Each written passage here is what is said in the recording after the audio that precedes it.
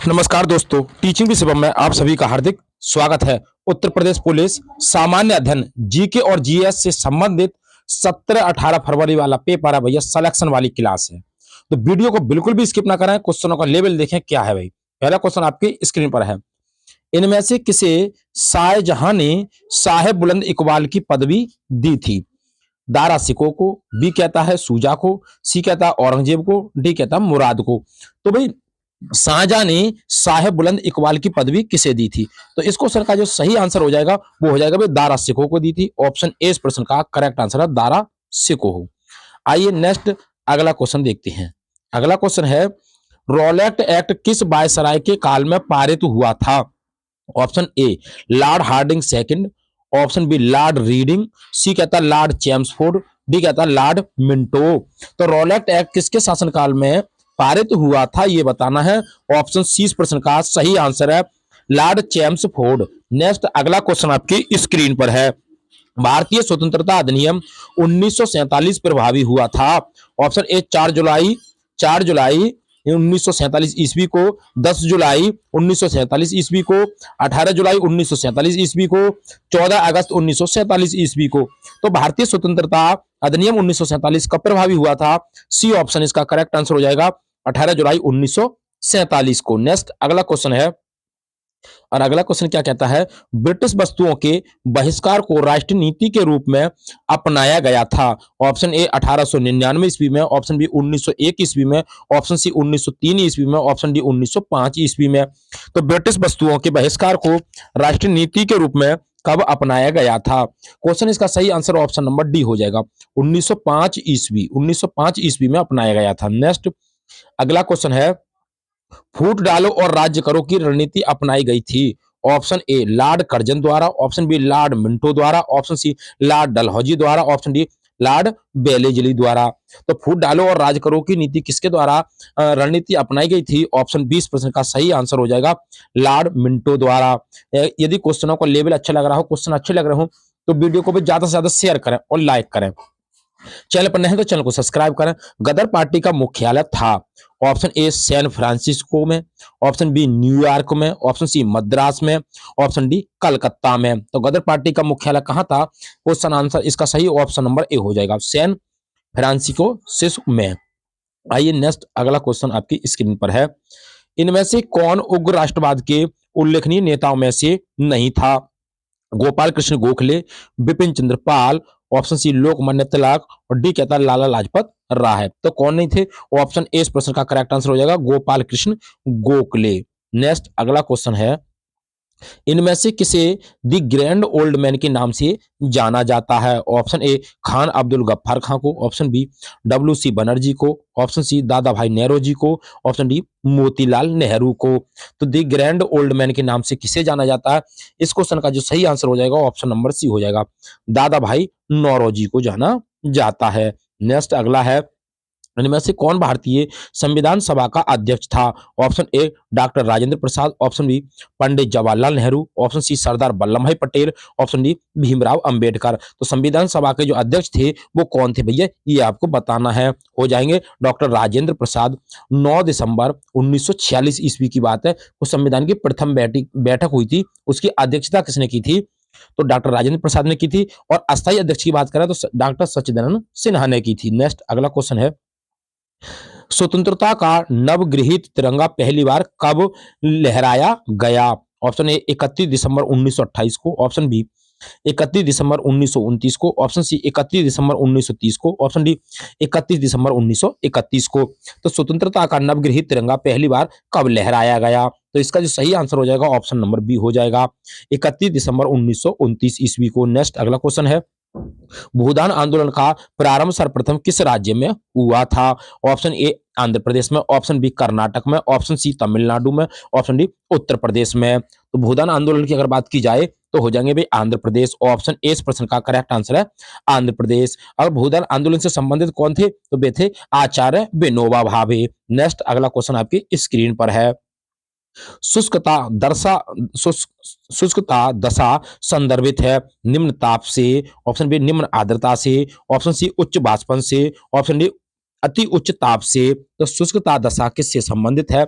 Option 20% का correct answer हो जाएगा निम्न आर्द्रता से। नेक्स्ट अगला क्वेश्चन है, क्षेत्रफल के हिसाब से विश्व का दूसरा बृहत्तम महाद्वीप है? Option A Asia, option B दक्षिण अमेरिका, ऑप्शन सी उत्तरी अमेरिका, ऑप्शन डी कहता है अफ्रीका। विश्व का दूसरा बृहत्तम यानी दूसरा सबसे बड़ा तो हो जाएगा भाई कौन? अफ्रीका। ऑप्शन डी इस प्रश्न का करेक्ट आंसर है अफ्रीका। बड़े की बात पूछे तो एशिया। नेक्स्ट अगला क्वेश्चन है, कौन सी नदी उड़ीसा में अपना डेल्टा बनाती है? गोदावरी है, महानदी है, सी नर्मदा है, डी ताप्ती है। तो कौन सी नदी है जो उड़ीसा में अपना डेल्टा बनाती है? हो जाएगी भाई महानदी। ऑप्शन 20 प्रश्न का करेक्ट आंसर है महानदी। महानदी की लंबाई की बात करें तो भाई 851 किलोमीटर है। नेक्स्ट, इसे छत्तीसगढ़ की गंगा तथा उड़ीसा का शोक भी कहते हैं। नेक्स्ट अगला क्वेश्चन है, बेतवा नदी मिलती है गंगा से, यमुना से, ब्रह्मपुत्र से या सोन से? तो बेतवा नदी किससे मिलती है? तो हो जाएगा भाई यमुना नदी से मिलती है। ऑप्शन बी करेक्ट आंसर है यमुना नदी। नेक्स्ट अगला है, भारत के कितने राज्य समुद्र के किनारे पर हैं? ऑप्शन ए 7 है, बी 8 है, सी कहता है 9 है, डी कहता है 10 है। तो ऑप्शन नंबर सी इस प्रश्न का करेक्ट आंसर है 9 राज्य हैं भाई। नेक्स्ट अगला क्वेश्चन है, अगला क्वेश्चन कहता है, भारत में सबसे अधिक उपजाऊ मृदा कौन सी है? भारत में सबसे अधिक उपजाऊ मृदा की बात करें तो लाल मृदा है, काली मृदा है, जलोढ़ मृदा है या चूनेदार मृदा है? तो भारत में सबसे अधिक उपजाऊ मृदा की अगर बात की जाए तो कौन सी मृदा हो जाएगी? जलोढ़ मृदा हो जाएगी। सी ऑप्शन इस प्रश्न का करेक्ट आंसर है। क्वेश्चन आपको अच्छे लग रहे हो तो ज्यादा से ज्यादा शेयर करें। साधारणतः औरो बैंक की खरपतवार पाया जाता है? ऑप्शन ए तंबाकू के खेत में, बी चना के खेत में, सी धान के खेत में, डी गेहूं के खेत में। तो औरो बैंक की खरपतवार कहां पाया जाता है ये आपको बताना है।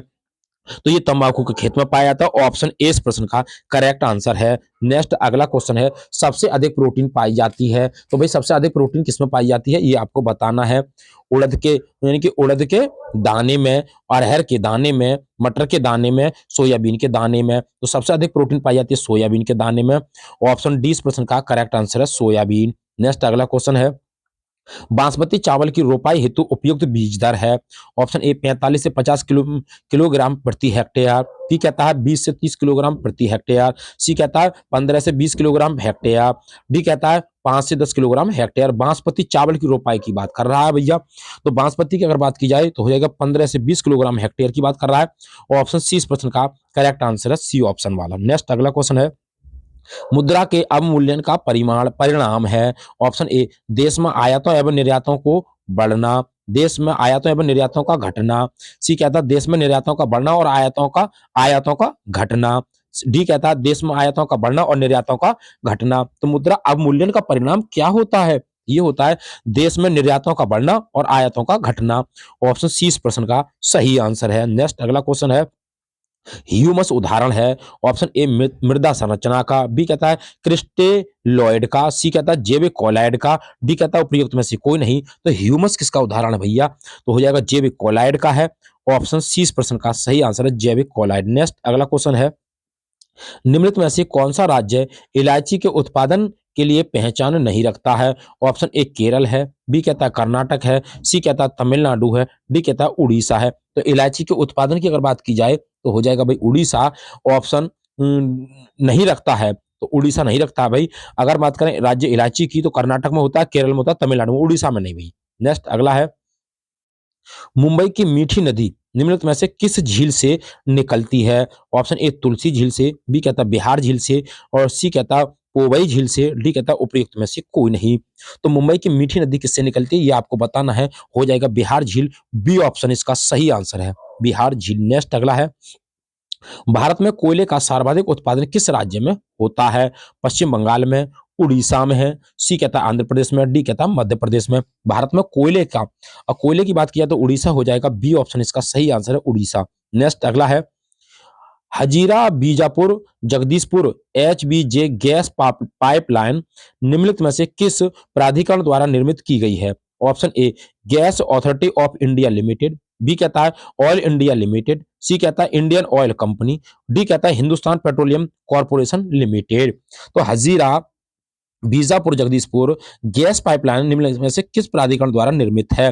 तो ए ऑप्शन करेक्ट आंसर हो जाएगा gas authority of India limited, A option correct है। नेक्स्ट अगला क्वेश्चन क्या कहता है, अरावली श्रेणियां किस राज्य में स्थित है? Option A Rajasthan, B Himachal Pradesh, C Orissa, D Andhra Pradesh. तो अरावली श्रेणी की अगर बात की जाए तो ये राजस्थान में है। ऑप्शन ए इस प्रश्न का करेक्ट आंसर है राजस्थान। नेक्स्ट अगला क्वेश्चन है, निम्नलिखित में से किस महाद्वीप में उष्णकटिबंधीय पर्णपाती वनों का विस्तार अधिक है?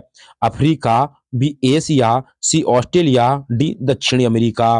तो किसका है A option correct, B option correct answer हो जाएगा, एशिया का है। नेक्स्ट अगला क्वेश्चन आपकी स्क्रीन पर है, सारगासो समुद्र की विशिष्टता है। ऑप्शन ए अति ठंडा पानी, बी कहता है अति गर्म पानी, सी कहता है अत्यधिक लवणीय पानी, डी कहता है विशिष्ट समुद्रीय वनस्पति। सारगासो समुद्र की विशिष्टता क्या है? तो इसकी विशेषता जो है वो है भाई विशिष्ट समुद्री वनस्पति। ऑप्शन डी इस प्रश्न का सही आंसर है। नेक्स्ट अगला क्वेश्चन है, मैक्सिको सबसे बड़ा उत्पादक है, सोना का है, तांबा का है, जस्ता का है या चांदी का है? तो मैक्सिको सबसे बड़ा उत्पादक किसका है? तो हो जाएगा भाई चांदी का। ऑप्शन डी इस प्रश्न का करेक्ट आंसर है चांदी का। नेक्स्ट अगला क्वेश्चन है, निम्नलिखित में से कौन सा नगर सुपीरियर झील पर स्थित है? शिकागो है, बफेलो है, सी कहता है डेट्राइट है या डुलुथ है? तो सुपीरियर झील पर स्थित है, ये आपको बताना है। इस क्वेश्चन का जो सही आंसर हो जाएगा, सुपीरियर झील की बात की जाए तो जो हो जाएगा डुलुथ। विश्व की सबसे बड़ी ताजे पानी की झील सुपीरियर झील है, जो कनाडा और संयुक्त राज्य अमेरिका के मध्य स्थित 5 महान झीलों में से एक है। अगर हम बात करें डुलुथ इस झील पर स्थित है, डुलुथ। नेक्स्ट अगला क्वेश्चन है, भारत के निम्नलिखित राज्यों में से कौन सा एक नारियल का सबसे बड़ा उत्पादक है? केरल है, कर्नाटक है, तमिलनाडु है, आंध्र प्रदेश है। अगर हम बात करें किसके नारियल की तो हो जाएगा तमिलनाडु। ऑप्शन सी इस प्रश्न का करेक्ट आंसर हो जाएगा तमिलनाडु। तमिलनाडु नारियल का सबसे बड़ा उत्पादक राज्य था। वर्तमान आंकड़ों के अनुसार 2021 और 22 में ये तृतीय अग्रिम अनुमान शीर्ष नारियल उत्पादक राज्य क्रमशः केरल, कर्नाटक, तमिलनाडु है। नेक्स्ट अगला क्वेश्चन है, नवीनतम रिपोर्ट के अनुसार भारत विश्व में इस्पात उत्पादन में किस स्थान पर है? चौथे पर है, तीसरे पर है, दूसरे पर है या पहले पर है? तो किस स्थान पर है ये आपको बताना है। बी ऑप्शन करेक्ट आंसर हो जाएगा, तीसरे स्थान पर है। नेक्स्ट अगला क्वेश्चन है, 2011 की जनगणना में उत्तर प्रदेश के किस जिले में साक्षरता दर उच्चतम थी? गाजियाबाद है, महोबा है, कानपुर है, वाराणसी है? तो किसमें थी भाई? उत्तर प्रदेश का सर्वाधिक साक्षरता वाला जिला जो है वो गौतम बुद्ध नगर है। कौन सा भाई? गौतम बुद्ध नगर। लेकिन इस क्वेश्चन की अगर बात की जाए तो इसमें गौतम बुद्ध नगर है नहीं भाई। न्यूनतम साक्षरता की बात करें तो भाई क्या श्रावस्ती है। इस क्वेश्चन का जो अगर इसके हिसाब से देखा जाए तो भी किसको माना जाएगा? गाजियाबाद। कौन हो जाएगा भाई? गाजियाबाद। नेक्स्ट अगला क्वेश्चन है, भारत में जनसंख्या घनत्व है, निरंतर बढ़ा है, लगभग स्थिर रहा है, सी कुछ कम हुआ है, डी कहता है पहले बढ़ा है और फिर 1991 के बाद घटा है, ये कहता है तो निरंतर बढ़ा है। ऑप्शन ए इस प्रश्न का करेक्ट आंसर है। नेक्स्ट अगला क्वेश्चन है, निम्नलिखित में से कौन सा एक दशक भारतीय नियोजन के इतिहास में रोजगार विहीन वृद्धि का दशक कहलाने योग्य है? ऑप्शन ए 1971 से 1980 तक, बी कहता है 1991 से 2000 तक, सी कहता है 2001 से 2010 तक, डी कहता है 2005 से 2015 तक। तो भारतीय नियोजन के इतिहास में रोजगार विहीन वृद्धि का दशक कहलाने की बात कर रहा है, तो ऑप्शन नंबर डी हो जाएगा, 2005 से 2015 तक की बात कर रहा है। अगला क्वेश्चन है, 2011 की जनगणना के अनुसार भारत की कुल जनसंख्या में नगरीय जनसंख्या का कितना परसेंट है? ऑप्शन ए 31.8%, बी कहता है 30.8%, सी कहता है 32.2%, डी कहता है 31.2%। तो इस क्वेश्चन का जो सही आंसर आपको बताना है, किसकी बात कर रहा है? 2011 की जनगणना के अनुसार की बात कर रहा है, तो हो जाएगा भैया 31.2% हो जाएगा। डी ऑप्शन इसका करेक्ट आंसर 31.2%। नेक्स्ट अगला है, भारतीय संविधान में समानता का अधिकार 5 अनुच्छेदों द्वारा स्वीकृत है, वे हैं। ऑप्शन ए अनुच्छेद 13 से 17, अनुच्छेद 14 से 18, सी कहता है अनुच्छेद 15 से 19, डी कहता है अनुच्छेद 16 से 20। तो इस क्वेश्चन का सही आंसर हो जाएगा अनुच्छेद 14 से 18 वाला हो जाएगा, बी ऑप्शन इसका करेक्ट आंसर है। नेक्स्ट अगला क्वेश्चन है, भारत के संविधान के निर्माताओं ने मौलिक अधिकारों की अवधारणा को उधार लिया था। ऑप्शन ए यूएसए के संविधान से, बी आयरलैंड के संविधान से, सी कनाडा के संविधान से, डी कहता है सोवियत संघ के संविधान से। तो मौलिक अधिकारों की अवधारणा को उधार लिया गया था, तो किससे लिया गया था? ये यूएसए के संविधान से। ऑप्शन ए इस प्रश्न का सही आंसर है, यूएसए के संविधान से मौलिक अधिकार आए हैं भैया।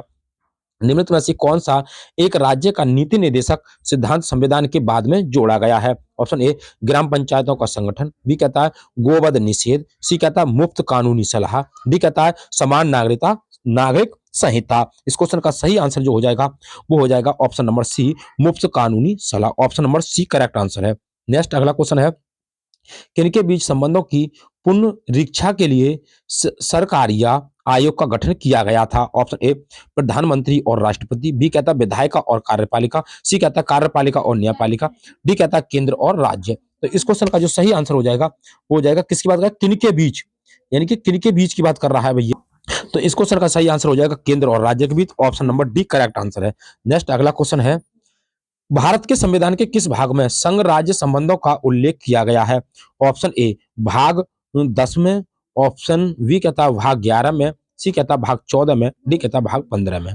तो संघ राज्य संबंधों का उल्लेख किस में किया गया है ये आपको बताना है। तो भाग 11 की बात कर रहा है, बी ऑप्शन इसका सही आंसर है, भाग 11। नेक्स्ट अगला क्वेश्चन है, यदि भारत के राष्ट्रपति और उपराष्ट्रपति दोनों त्याग पत्र दे दें तो ऐसी स्थिति में राष्ट्रपति के रूप में कौन कार्य करेगा? ऑप्शन ए लोकसभा का अध्यक्ष, बी कहता है प्रधानमंत्री, सी कहता है गृह मंत्री, डी कहता है सर्वोच्च न्यायालय के मुख्य न्यायाधीश। तो कौन करेगा? इस क्वेश्चन का जो सही आंसर हो जाएगा, किसकी बात कर रहा है? यदि भारत की बात कर रहा है तो सर्वोच्च न्यायालय के मुख्य न्यायाधीश की बात कर रहा है।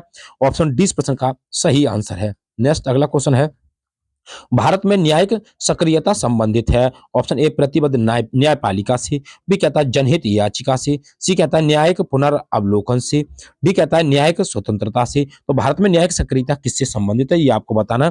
तो इस क्वेश्चन का जो सही आंसर हो जाएगा वो ऑप्शन नंबर बी जनहित याचिका से है। ऑप्शन बी इस प्रश्न का सही आंसर है। नेक्स्ट अगला क्वेश्चन है, सर्वोच्च न्यायालय के नवीनतम फैसले के अनुसार सशस्त्र बल न्यायाधिकरण एएफटी के बारे में निम्नलिखित में से कौन सा सही है? ऑप्शन ए उच्च न्यायालय एएफटी के फैसले के विरुद्ध रिट याचिकाओं पर विचार नहीं कर सकती है, बी कहता है उच्च न्यायालय एएफटी के फैसले के विरुद्ध रिट याचिकाओं पर विचार कर सकती है, सी कहता है उच्च न्यायालय एएफटी के फैसले के विरुद्ध रिट याचिकाओं पर मेजर से नीचे के पद अधिकारियों से संबंधित मामलों पर विचार कर सकती है, डी कहता है उपयुक्त में से कोई नहीं है। तो सर्वोच्च न्यायालय की बात करें तो ऑप्शन नंबर ए हो जाएगा, उच्च न्यायालय एएफटी के फैसले के विरुद्ध रिट जारी याचिकाओं पर विचार नहीं कर सकती है। ऑप्शन ए इस प्रश्न का सही आंसर है। नेक्स्ट अगला है, 2015-16 में संघ सरकार के बजट में बीमा कंपनियों की अंश पूंजी के विदेशी प्रत्यक्ष निवेश की सीमा बढ़ाकर कर दी गई है। ऑप्शन ए 49%, बी कहता है 76%, सी कहता है 81%, डी कहता है 99%। तो कितनी कर दी गई है ये आपको बताना। ऑप्शन नंबर ए हो जाएगा 49% है भैया। नेक्स्ट अगला क्वेश्चन है, भारत में दीर्घकालीन राजकोषीय नीति की घोषणा किस वित्त मंत्री द्वारा की गई?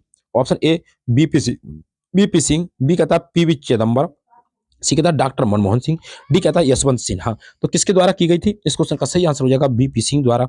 ऑप्शन ए इस प्रश्न का करेक्ट आंसर है। ये कब की बात है? 1985-86 के बजट में की गई थी ये बात, 1985-86 का जो बजट था। नेक्स्ट अगला क्वेश्चन है, 2011 में सूक्ष्म एवं वित्त संस्थाएं माइक्रो फाइनेंस इंस्टीट्यूशन निम्नलिखित में से किसकी सिफारिश पर स्थापित किए गए? ऑप्शन ए मालेगाम समिति, ऑप्शन बी गोईपोरिया समिति, सी कहता है रंगराजन समिति, डी कहता है बैंकिंग रिफॉर्म्स समिति। तो किस समिति की बात कर रहा है? तो ये कर रहा है मालेगाम समिति की। ऑप्शन ए इस प्रश्न का करेक्ट आंसर है। 2011 की बात कर रहा है। मैं सूक्ष्म वित्त संस्थाएं माइक्रो फाइनेंस इंस्टीट्यूशन मालेगाम समिति की सिफारिश पर स्थापित की गई थी। नेक्स्ट अगला क्वेश्चन है, प्रतिछाया बैंकिंग क्या है? ऑप्शन ए बैंक के कार्य को बैंक द्वारा आउटसोर्स करना, बी कहता है गैर बैंकिंग वित्तीय संस्थाओं एनबीएफसीएस द्वारा वित्तीय तथा अन्य गतिविधियों को संपन्न करना, सी कहता है घरेलू बैंकों की विदेश में गतिविधियां, डी कहता है विदेशी बैंक द्वारा दूसरे देश के अंदर बैंकिंग क्रियाएं एवं अन्य गतिविधियां करना। तो प्रतिछाया की बात कर रहा है तो हो जाएगा ऑप्शन नंबर 20 प्रश्न का सही आंसर है। गैर बैंकिंग वित्तीय संस्थाओं द्वारा वित्तीय तथा अन्य गतिविधियों को संपन्न करना, बी ऑप्शन करेक्ट है। नेक्स्ट अगला है, 31 मार्च 2015 तक निम्नलिखित में से किस गैर बैंकिंग वित्तीय संस्था को भारतीय रिजर्व बैंक द्वारा वाणिज्य यानी कि व्यापारिक बैंक खोलने का लाइसेंस दिया गया? Option A Reliance capital, option B Bajaj capital, option C IDFC, option D कहता है आईएफसीआई। तो कौन सी बैंक की बात कर रहा है खोलने का लाइसेंस दिया गया था भैया 31 मार्च को? तो ऑप्शन नंबर सी हो जाएगा आईडीएफसी। ऑप्शन सी इस प्रश्न का करेक्ट आंसर है। 6 नवंबर 2015 को आईडीएफसी को बीएससी एनसीएस सूचीबद्ध किया गया था, 6 नवंबर 2015 15 की बात कर रहा है। अगला क्वेश्चन है, निम्नलिखित में से कौन सा प्रत्यक्ष कर है? विक्रय कर है, एक्साइज ड्यूटी है, कस्टम ड्यूटी है, संपदा कर है। तो किसकी बात कर रहा है? Option number D correct answer हो जाएगा, संपदा कर की बात कर रहा है। आइए नेक्स्ट अगला क्वेश्चन देखते हैं। अगले क्वेश्चन की अगर बात की जाए कि भाई अगला क्वेश्चन कौन सा है, और अगला क्वेश्चन है भाई, किस राज्य सरकार के व्यापार का संचालन भारतीय रिजर्व बैंक नहीं करता है? ऑप्शन ए नागालैंड है, बी कहता है जम्मू कश्मीर है, सी कहता है पंजाब है, डी कहता है असम है। किसकी बात कर रहा है? तो ये जम्मू कश्मीर की बात कर रहा है, बी ऑप्शन करेक्ट आंसर है, जम्मू कश्मीर। नेक्स्ट अगला क्वेश्चन है, पेमेंट ऑफ ग्रेच्युटी एक्ट 1972 के अनुसार ग्रेच्युटी भुगतान की अधिकतम सीमा क्या है? 3 लाख रुपया है, 7.5 लाख रुपया है, 10 लाख रुपया है और 10.50 लाख रुपया है। कितने लाख की बात कर रहा है? तो ये 10 लाख रुपए की बात कर रहा है। ऑप्शन सी इस प्रश्न का करेक्ट आंसर है, 10 लाख रुपया।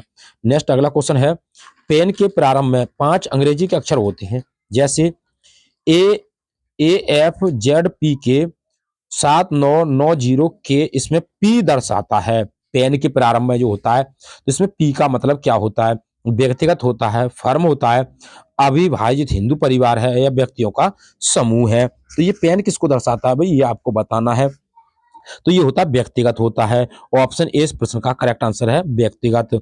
नेक्स्ट अगला क्वेश्चन है, हवाई जहाज के टायरों को चौड़ा करने में निम्नलिखित में से कौन सी गैस प्रयुक्त होती है? ऑप्शन ए हाइड्रोजन है, बी कहता है हीलियम है, सी कहता है नाइट्रोजन है, डी कहता है न्यूऑन है। तो कौन सी गैस की बात कर रहा है? हीलियम की बात कर रहा है। ऑप्शन 20% का करेक्ट आंसर है, हीलियम हो जाएगी भैया। अगला क्वेश्चन है, लाल स्याही बनाई जाती है फिनॉल से, एनिलीन से, कांगोरेड से या ईओसिन से? तो किससे बनाई जाती है? लाल की बात कर रहा है, ये बनाई जाती है EOC, D option correct answer. आइए अगला क्वेश्चन देखते हैं। नेक्स्ट, भोपाल गैस त्रासदी से संबंधित यौगिक का नाम था मेथिल एल्कोहल, फास्फाजीन, मेथल आइसोसाइनेट और मेथाइल एमाइन। तो हो जाएगी मेथाइल आइसोसाइनेट। ऑप्शन सी इस प्रश्न का करेक्ट आंसर है। नेक्स्ट अगला क्वेश्चन है, फोटोग्राफी में स्थिर करने के रूप में प्रयुक्त होने वाला रासायनिक पदार्थ है सोडियम थाइसोसल्फेट, बोरैक्स है, या सोडियम ट्रेदाथाइनोट है, या अमोनियम मॉल्बिडेट है। तो कौन सी है फोटोग्राफी में? तो इसमें हो जाएगी सोडियम थायोसल्फेट। ऑप्शन ए इस प्रश्न का करेक्ट आंसर हो जाएगा। नेक्स्ट अगला क्वेश्चन क्या कहता है, निम्नलिखित में से किस लवण को प्रतिदिन खाद्य नमक के रूप में उपयोग नहीं करना चाहिए? ए कहता है आयोडीन युक्त नमक, बी कहता है समुद्री नमक, सी कहता है सेंधा नमक, डी कहता है संसाधित साधारण नमक। तो किस नमक का उपयोग नहीं करना चाहिए? तो हो जाएगा समुद्री नमक का, बी ऑप्शन इसका सही आंसर है। नेक्स्ट अगला है, प्राकृतिक कपूर प्राप्त होता है। ऑप्शन ए हिमालय पर्वत के उच्च स्थानों की चट्टानों से, बी कहता है वेनेजुला में एंजल प्रपात के फैन या झाग से, सी कहता है चीन तथा जापान के एक देशज वृक्ष से, डी कहता है अंडमान के निकट समुद्री ज्वार भाटा के अवसाद से। तो प्राकृतिक कपूर किससे प्राप्त होता है, ये आपको बताना है। तो चीन तथा जापान के एक देशज वृक्ष से होता है, सी ऑप्शन इसका करेक्ट आंसर है। नेक्स्ट अगला क्वेश्चन है, निम्नलिखित में से योग के किस समूह को सहायक आहार कारक कहा जाता है? ऑप्शन ए वसा को, ऑप्शन बी अंतःस्राव हार्मोन को, सी कहता है प्रोटीन को, डी कहता है विटामिन को। तो किस आहार की बात कर रहा है भैया? तो ये विटामिन की बात कर रहा है, डी ऑप्शन इसका सही आंसर है, विटामिन। नेक्स्ट अगला है, भोजन का एक प्रमुख अंग है, स्टार्च है, ग्लूकोज है, सी कार्बोहाइड्रेट है, या सेल्यूलोज है? भोजन का एक प्रमुख अंग क्या है, ये आपको बताना है। तो कार्बोहाइड्रेट हो जाएगा, सी ऑप्शन इसका करेक्ट आंसर है। नेक्स्ट अगला है, मानव के बाल एवं नख में निम्नलिखित में से कौन सा प्रोटीन विद्यमान है, यह आपको बताना है। ऑक्सीटोसिन है, क्रिएटिन है, वैसोप्रेसिन है, या ट्रिप्सिन है? बाल और नाखून नख में कौन सा प्रोटीन होता है, यह आपको बताना है। तो हो जाएगा भाई क्रिएटिन होता है, बी ऑप्शन इसका करेक्ट आंसर है। नेक्स्ट अगला है, गाय का दूध पीले सफेद रंग का होता है, जिसका कारण उसमें निम्नलिखित में से किसकी उपस्थिति है? कैसीन की है, लैक्टोज की है, कैसीन के साथ साथ कैरोटीन है, डी कहता है लैक्टोज के साथ साथ ब्यूटरिक एसिड है। गाय का दूध पीले रंग का होता है तो भाई किसके कारण होता है? कैसीन तथा क्रिएटिन के कारण होता है। कैसीन के कारण सफेद होता है, कैरोटीन के कारण पीला होता है। तो ऑप्शन सी इस प्रश्न का करेक्ट आंसर हो जाएगा। नेक्स्ट अगला क्वेश्चन है, निम्नलिखित में से कौन सा जैव निम्नीकरण है? प्लास्टिक है, पॉलीथीन है, पारा है, या रबर है? तो जैव निम्नीकरण बताना है आपको, तो हो जाएगा भाई रबर। ऑप्शन 20% का सही आंसर है रबर। नेक्स्ट अगला क्वेश्चन है, निम्नलिखित में से कौन सी गैस ओजोन परत के ह्रास के लिए उत्तरदायी है? Option A nitrous oxide, B कहता है क्लोरोफ्लोरोकार्बन, सी कहता है कार्बन डाइऑक्साइड, डी कहता है कार्बन मोनोऑक्साइड। तो ओजोन परत के ह्रास की बात कर रहा है भाई ये। ओजोन परत के ह्रास तो हो जाएगा बी ऑप्शन, क्लोरोफ्लोरो कार्बन की बात कर रहा है। नेक्स्ट अगला क्वेश्चन है, पृथ्वी सत्ता के आधार पर वायुमंडल में सर्वाधिक पाई जाने वाली गैस कौन सी है? नाइट्रोजन है, ऑक्सीजन है, हाइड्रोजन है, कार्बन डाइऑक्साइड है। तो परसेंट के आधार पर वायुमंडल में सर्वाधिक पाई जाने वाली कौन सी गैस है, ये आपको बताना है। तो नाइट्रोजन हो जाएगी। ऑप्शन ए इस प्रश्न का करेक्ट आंसर है नाइट्रोजन। नेक्स्ट अगला क्वेश्चन है, अगर क्वेश्चनों का लेवल अच्छा लग रहा है तो भाई वीडियो को ज्यादा से ज्यादा शेयर करें, शेयर करते रहे भाई, लाइक करते रहे। आइए नेक्स्ट अगला है कि निम्नलिखित में से किस कार्य से पारिस्थितिक संतुलन बिगड़ता है? लकड़ी काटना, सामाजिक वानिकी, वन महोत्सव या वन रोपण। किसकी बात कर रहा है? लकड़ी काटने की बात कर रहा है। ऑप्शन ए करेक्ट आंसर है। नेक्स्ट अगला है, पारिस्थितिकी निम्नलिखित के बीच पारस्परिक संबंधों का अध्ययन क्या कहलाता है? ऑप्शन ए जीव और वातावरण, बी कहता है मनुष्य और वन, सी कहता है मृदा और जल, डी ऑप्शन कहता है पति और पत्नी। पारस्परिक संबंधों की बात कर रहा है भैया, तो किसका हो जाएगा भाई? जीव और वातावरण की बात कर रहा है। ऑप्शन ए इस प्रश्न का सही आंसर है। नेक्स्ट अगला क्वेश्चन है, मृदा क्षरण को रोका जा सकता है। भाई मृदा क्षरण को कैसे रोका जा सकता है, ये आपको बताना है। यानी कि सघन वर्षा से, वनों के विनाश से, वन रोपण से, अतिचारण से। तो वन रोपण से रोका जा सकता है। सी ऑप्शन इसका सही आंसर है। लखनऊ जिले की सीमा निम्नलिखित में से किस जिले की सीमा को स्पर्श नहीं करती है? बलिया है, उन्नाव है, हरदोई है, बाराबंकी है। तो किसकी बात कर रहा है? बलिया की बात कर रहा है। ए ऑप्शन करेक्ट आंसर है बलिया। नेक्स्ट अगला है, निम्नलिखित झीलों में से कौन सी एक विश्व धरोहर स्थल है? बोलिविया का रेड लेगून, बी कहता है डोमिनिका की वॉयलिंग झील, सी कहता है चीन का फाइव फ्लावर झील, डी कहता है क्रोएशिया की प्लिटविस झील। तो कौन सी झील की बात कर रहा है? तो ये कर रहा है भाई डोमिनिका की वॉयलिंग झील की बात कर रहा है, बॉयलिंग झील की बात कर रहा है। बी ऑप्शन इसका सही आंसर है। नेक्स्ट अगला क्वेश्चन है, एजेंडा 21 एजेंडा 21 किस क्षेत्र से संबंधित है? सतत विकास से है, परमाणु निशस्त्रीकरण से है, सी कहता है पेटेंट संरक्षण से है, डी कहता है कृषि संबंधी परिधान से है। तो एजेंडा 21 किससे संबंधित है? सतत विकास से संबंधित है। ए ऑप्शन इसका सही आंसर है। नेक्स्ट अगला है, जनरथ नाम दिया गया है। ऑप्शन ए उत्तर प्रदेश में ग्रामीण संचार को बढ़ावा देने के लिए, बी कहता है देश में यातायात सुविधाओं को बढ़ाने के लिए, सी कहता है भारत सरकार द्वारा भारत तथा बांग्लादेश के मध्य बस सेवा को प्रारंभ करने के लिए, डी कहता है उत्तर प्रदेश सरकार द्वारा प्रारंभ किए गए निम्न लागत एसी बस सेवा को। तो जनरथ नाम किसको दिया गया है? डी ऑप्शन इसका सही आंसर हो जाएगा। उत्तर प्रदेश सरकार द्वारा प्रारंभ किए गए निम्न लागत एसी बस सेवा को। नेक्स्ट अगला क्वेश्चन है, वर्ष 2013 के लिए निम्नलिखित में से कौन सा कथन असत्य है? ऑप्शन ए उत्तर प्रदेश में जन्म दर प्रति 1000 संख्या पर भारत की जन्म दर से कम थी, बी कहता उत्तर प्रदेश में जन्म दर प्रति 1000 जनसंख्या पर भारत की जन्म दर से अधिक थी, सी कहता उत्तर प्रदेश में जन्म दर 25 से अधिक थी, डी कहता है उत्तर प्रदेश में जन्म दर 30 से कम थी। सही आंसर इसका ऑप्शन नंबर ए हो जाएगा। ये असत्य वाला भी, बाकी बाकी तीनों क्या है ये सही है। ये तीनों स्टेटमेंट सही है, ये गलत है भाई। नेक्स्ट अगला क्वेश्चन है, अगला कहता है उत्तर प्रदेश सरकार ने अभी हाल ही में वर्ष 2015 और 16 की बात कर रहा है, किस रूप में मनाने का निर्णय लिया है? युवा वर्ष, महिला सुरक्षा वर्ष, सी किसान वर्ष, डी कहता है पर्यावरण संरक्षण वर्ष। उत्तर प्रदेश सरकार की बात कर रहा है तो सी हो जाएगा, किसान वर्ष हो जाएगा। ऑप्शन सी इस प्रश्न का करेक्ट आंसर है किसान वर्ष। नेक्स्ट अगला है, उत्तर प्रदेश सरकार की आय का सबसे बड़ा भाग आता है पंजीकरण शुल्क से, व्यापार कर से, भूमि राजस्व, संघीय एक्साइज ड्यूटी के हिस्से से। तो उत्तर प्रदेश सरकार की आय का सबसे बड़ा भाग किससे आता है, ये आपको बताना है। तो हो जाएगा व्यापार कर से आता है। बी ऑप्शन इसका सही आंसर है। नेक्स्ट अगला क्वेश्चन है, उत्तर प्रदेश में नॉलेज पार्क की स्थापना की जा रही है वाराणसी में, नोएडा में या लखनऊ में या ग्रेटर नोएडा में। तो नॉलेज पार्क की स्थापना की जा रही है भैया ग्रेटर नोएडा के अंदर है। ऑप्शन डी इस प्रश्न का करेक्ट आंसर है। नेक्स्ट अगला क्वेश्चन आपकी स्क्रीन पर है, उत्तर प्रदेश कृषि अनुसंधान परिषद स्थित है मेरठ में है, बुलंदशहर में है, लखनऊ में है या गोरखपुर में है? तो ये लखनऊ में है। ऑप्शन सी इस प्रश्न का सही आंसर है, लखनऊ हो जाएगा भैया। अगला है, उत्तर प्रदेश में आलू का अनुसंधान केंद्र किस जिला में स्थित है? फर्रुखाबाद में है, मेरठ में है, कानपुर में है, इलाहाबाद में है। आलू का अनुसंधान केंद्र बताना है आपको, ये मेरठ के अंदर है। बी ऑप्शन इसका करेक्ट आंसर है मेरठ। अगला क्वेश्चन है, उत्तर प्रदेश में कृषि उत्पादन बढ़ाने में कौन सा कारक सबसे अधिक प्रभावी है? उन्नत किस्म के बीजों को बढ़ता प्रयोग, बी कहता है कृषि सेवा केंद्रों का विकास, सी कहता है कृषि साख सुविधा, डी कहता है किसान क्रेडिट कार्ड योजना। तो कृषि उत्पादन बढ़ाने में कौन सा कारक सबसे अधिक प्रभावी है, ये आपको बताना है। तो उन्नत किस्मों के बीजों का बढ़ता प्रयोग, ऑप्शन ए इस प्रश्न का सही आंसर हो जाएगा। नेक्स्ट अगला है, उत्तर प्रदेश सरकार ने विभिन्न शहरों में मेट्रो रेल चलाने का निर्णय किया, उस सूची में निम्नलिखित शहरों में से कौन किसका स्थान नहीं है? कानपुर का है, इलाहाबाद का है, सी आगरा का है, डी वाराणसी का है। तो किसकी बात कर रहा है? तो ये कर रहा है अभी किसकी?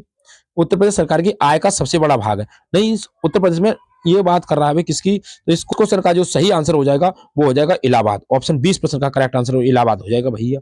आइए अगला है, उत्तर मध्य क्षेत्र सांस्कृतिक केंद्र एनसीजेडसीसी चेती और कजरी केंद्रों का आयोजन किस शहर में करेगा? मिर्जापुर में, भोजपुर में, मथुरा में है या वाराणसी में? तो कहां पर करेगा भाई? तो ये करेगा कहां? वाराणसी के अंदर। ऑप्शन 20% का सही आंसर है वाराणसी। नेक्स्ट अगला क्वेश्चन है, स्टॉकहोम जल पुरस्कार 2015 के विजेता राजेंद्र सिंह किस गैर सरकारी संगठन के साथ जुड़े हुए हैं? बंधन के साथ, तरुण भारत संघ के द्वारा, पानी बचाओ सेव वाटर द्वारा या बूंद से जुड़े हुए हैं? तो किससे जुड़े हुए हैं ये आपको बताना है। तो इस क्वेश्चन का आप आंसर कमेंट बॉक्स में जरूर बताएं कि भाई इसका आंसर क्या रहेगा। स्टॉकहोम जल पुरस्कार 2015 के विजेता राजेंद्र सिंह किस सरकारी संगठन से जुड़े हुए हैं? इसका आंसर आप कमेंट बॉक्स में बताएं। नेक्स्ट अगला क्वेश्चन है, 2016 में आयोजित होने वाले आपदा जोखिम न्यूनीकरण पर 7वें एशियाई मंत्री स्तरीय सम्मेलन की मेजबानी कौन करेगा? पाकिस्तान है, थाईलैंड है, म्यांमार है या भारत है? तो कौन करेगा भाई? ये करेगा भारत। ऑप्शन 20% का सही आंसर है भारत। नेक्स्ट अगला क्वेश्चन है, पुलिस सुरक्षा और आपराधिक न्याय पर सरदार पटेल विश्वविद्यालय के सहयोग से इंडिया फाउंडेशन द्वारा प्रथम आतंकवाद विरोधी सम्मेलन 2015 कहां आयोजित किया गया? जयपुर में, जोधपुर में, उदयपुर में या रावतभाटा में? ये कहां पर किया गया था? ये जयपुर में किया गया था। इस क्वेश्चन का जो सही आंसर हो जाएगा, कब की बात है? 19 से 21 मार्च 2015 के दौरान की बात है। नेक्स्ट अगला क्वेश्चन है, और अगला क्वेश्चन क्या कहता है? अगला है, निम्नलिखित किस राज्य ने राज्य पक्षी के रूप में घरेलू गौरैया की घोषणा की है? हरियाणा है, पंजाब है, दिल्ली है या राजस्थान है? तो कौन है गौरैया भैया? दिल्ली हो जाएगी। ऑप्शन 30% का करेक्ट आंसर दिल्ली की बात कर रहा है। अगला है, प्रसिद्ध व्यक्तित्व यूसुफ अली केचरी का निधन हो गया है, यानी कि यूसुफ अली केचरी का निधन हो गया है। वे प्रसिद्ध थे तेलुगु कवि के रूप में, उर्दू कवि के रूप में, मलयालम कवि के रूप में, डी कहता मराठी कवि के रूप में। तो किस कवि की बात कर रहा है? मलयालम कवि के रूप में थे वे। ऑप्शन 30% का सही आंसर मलयालम कवि। नेक्स्ट अगला क्वेश्चन है, प्रसिद्ध व्यक्तित्व लिया बेन लीर का हाल ही में निधन हो गया है, वह थी? ऑप्शन ए इटालियन सिनेमा की अग्रदूत, बी कहता है इजराइल सिनेमा की अग्रदूत, सी कहता है इजरायली सिनेमा की अग्रदूत और डी कहता है एक छायाकार। तो कौन थी भाई? प्रसिद्ध व्यक्तित्व लिए बेन लीर का हाल ही में निधन हो गया है, तो कौन थी ये? तो ये थी भैया इजरायली सिनेमा की अग्रदूत। तो इसका सही आंसर हो जाएगा ऑप्शन नंबर बी हो जाएगा। नेक्स्ट अगला क्वेश्चन है, आपकी स्क्रीन पर है, श्री रामायण महावनेश्वरम पुस्तक किसने लिखी है? पी के वर्मा ने, विनोद मेहता ने, शशि थरूर ने या डी एम वीरप्पा मोहली ने? तो सी यानी कि श्री रामायण महाबलेश्वर पुस्तक किसके द्वारा लिखी गई है? तो ये एम यानी कि एम वीरप्पा मोहली द्वारा लिखी गई है। डी ऑप्शन इसका सही आंसर है। नेक्स्ट अगला क्वेश्चन है, सोलर इंपल्स 2 क्या है? सौर ऊर्जा चालित मोबाइल फोन, बी कहता है सौर ऊर्जा चालित मिसाइल, सी कहता है सौर ऊर्जा चालित पनडुब्बी और डी कहता है सौर ऊर्जा चालित विमान। तो कौन है भाई? इसका सही आंसर जो हो जाएगा वो हो जाएगा सौर ऊर्जा चालित विमान है। ऑप्शन 20% का सही आंसर है। नेक्स्ट अगला क्वेश्चन है, किस राज्य ने लड़कियों के लिए भाग्यश्री योजना को प्रारंभ किया है? Option A Delhi, option B Punjab, option C Maharashtra, option D Haryana. तो भाग्यश्री योजना की बात करें तो कहां प्रारंभ की हुई है? महाराष्ट्र में। ऑप्शन 30% का करेक्ट आंसर है महाराष्ट्र। नेक्स्ट अगला क्वेश्चन है, मेक इन इंडिया कार्यक्रम का लोगो क्या है? शेर है, हाथी है, चीता है या कंगारू है? तो कौन है भाई इसका लोगो? तो इसका लोगो है शेर है। ऑप्शन ए करेक्ट आंसर है शेर। नेक्स्ट अगला क्वेश्चन है, 2015-16 में संघ सरकार के बजट में निम्नलिखित में से कौन सी पेंशन योजना को पुनः प्रारंभ किया गया था? राम मनोहर लोहिया पेंशन योजना, प्रधानमंत्री पेंशन योजना, अटल पेंशन योजना, निरंतर पेंशन योजना? कौन सी योजना की बात कर रहा है? तो हो जाएगी अटल पेंशन योजना की बात कर रहा है। ऑप्शन 30% का सही आंसर है अटल पेंशन योजना। नेक्स्ट अगला क्वेश्चन है, वर्ष 2014 का दादा साहेब फाल्के पुरस्कार निम्न में से किनको प्रदान किया गया था? गुलजार को, शशि कपूर को, प्राण को, लता मंगेशकर को।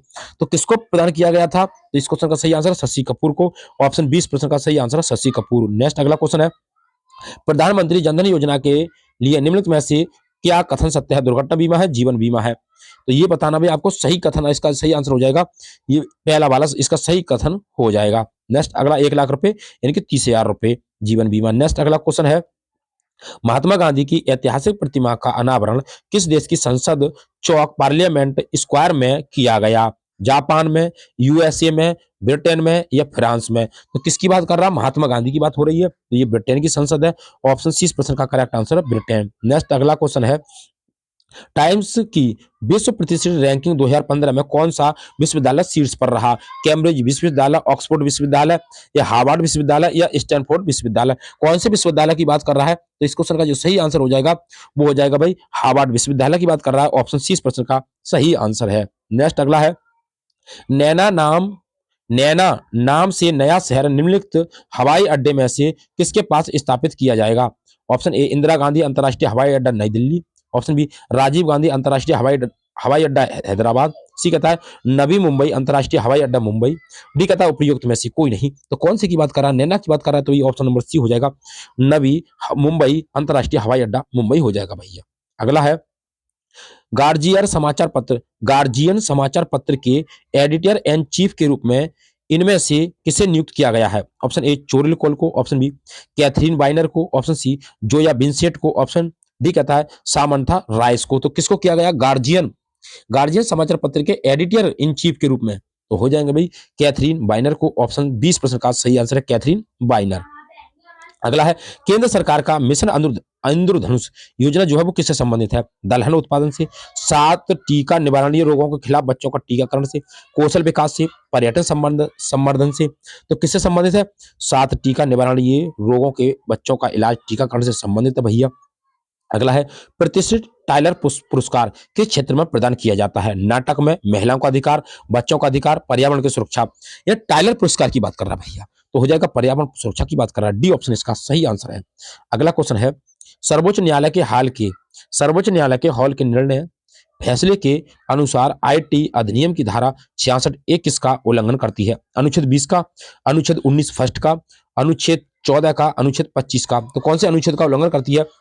तो इस क्वेश्चन का सही आंसर हो जाएगा अनुच्छेद 19 फर्स्ट की बात कर रहा है भैया, अनुच्छेद 19 फर्स्ट की बात कर रहा है, बी ऑप्शन इसका सही आंसर है। नेक्स्ट अगला क्वेश्चन है, हाल ही में खाद्य संसाधन के लिए स्वीकृत 17 मेगा फूड पार्कों में से कितने राज्य एजेंसियों को आवंटित किए गए हैं? 7 को, 10 को, 11 को या 13 को? तो कितने की बात कर रहा है? तो भी हो जाएंगे 7 हो जाएंगे। ऑप्शन ए इस प्रश्न का सही आंसर है 7। अगला क्वेश्चन है, Indian parliamentary diplomacy speakers perspective नामक पुस्तक किसके द्वारा लिखी गई थी भाई? Indian parliamentary diplomacy speakers perspective नामक पुस्तक किसके द्वारा लिखी गई? मीरा कुमार है, सुमित्रा महाजन है, बी.एस. शेखावत है, सोमनाथ चटर्जी है? तो किसकी बात कर रहा भाई? तो मीरा कुमार की बात कर रहा है, ए ऑप्शन इसका सही आंसर है मीरा कुमार। अगला क्वेश्चन है, मेघालय का लोक नृत्य है भाई नाटी है, लोह है, बंबू नृत्य है या खानटुम है? तो मेघालय का लोक नृत्य कौन सा भाई ये आपको बताना है, बी ऑप्शन करेक्ट आंसर हो जाएगा लोहो है भाई। अगला क्वेश्चन आपकी स्क्रीन पर है, केंद्रीय औषधीय एवं सुगंधित पौधों का अनुसंधान संस्थान स्थित है? चित्रकूट में है, सहारनपुर में है, कानपुर में है, लखनऊ में है? तो ये कहां पर है भाई? लखनऊ में है। ऑप्शन डी प्रश्न का सही आंसर हो जाएगा, लखनऊ की बात कर रहा है भैया। अगला है, किसी फार्म के चल लागत पूंजी में निम्नलिखित में से क्या शामिल नहीं है?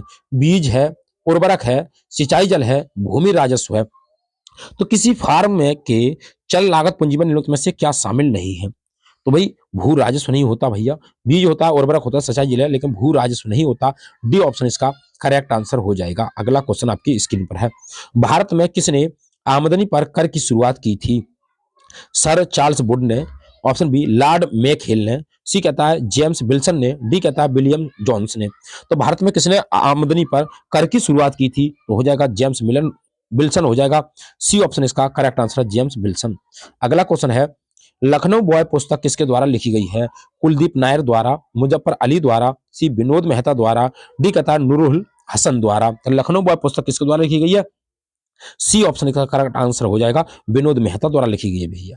अगला क्वेश्चन नेक्स्ट आपकी स्क्रीन पर है, निम्नलिखित में से किस राष्ट्रीय उद्यान ने वन्य जीव प्रबंधन के लिए ड्रोन या मानव रहित हवाई वाहन का उपयोग करना प्रारंभ कर दिया है? Option A Bandipur tiger reserve, B कहता है कार्बेट टाइगर रिजर्व, सी कहता है रणथंभौर टाइगर रिजर्व, डी कहता है पेरियार टाइगर रिजर्व। तो मानव रहित हवाई वाहन का उपयोग करना प्रारंभ कर दिया है। इस क्वेश्चन का जो सही आंसर हो जाएगा ऑप्शन नंबर ए हो जाएगा। बांदीपुर टाइगर रिजर्व की बात कर रहा है। और भाई बांदीपुर है कहां पर? तो बांदीपुर जो है हमारा कर्नाटक के अंदर है। और कार्बेट जिम कार्बेट कहां पर है भाई? उत्तराखंड में हो जाएगा। रणथंभौर और सरिस्का भाई का राजस्थान के अंदर हो जाएंगे। पेरियार भाई केरल के अंदर हो जाएगा। अगला क्वेश्चन नेक्स्ट आपकी स्क्रीन पर हो जाएगा, मीठी वृद्धि परमाणु ऊर्जा संयंत्र निम्नलिखित में से किस देश के सहयोग से स्थापित किया जाएगा? यूएसए, कनाडा या रूस या फ्रांस? किसके सहयोग की बात कर रहा है भैया? मीठी वृद्धि की बात कर रहा था, यूएसए के सहयोग की बात कर रहा है। ऑप्शन ए इस प्रश्न का सही आंसर हो जाएगा। उम्मीद करता हूं दोस्तों कि भाई जीके जीएस से संबंधित जो महत्वपूर्ण प्रश्नों की श्रृंखला थी आपको पसंद आई होगी। यदि वीडियो पसंद आई हो तो वीडियो को ज्यादा से ज्यादा शेयर करें और लाइक करें। चैनल पर नए हैं तो चैनल को सब्सक्राइब करें। ऑल द बेस्ट, थैंक्स, जय हिंद, जय भारत।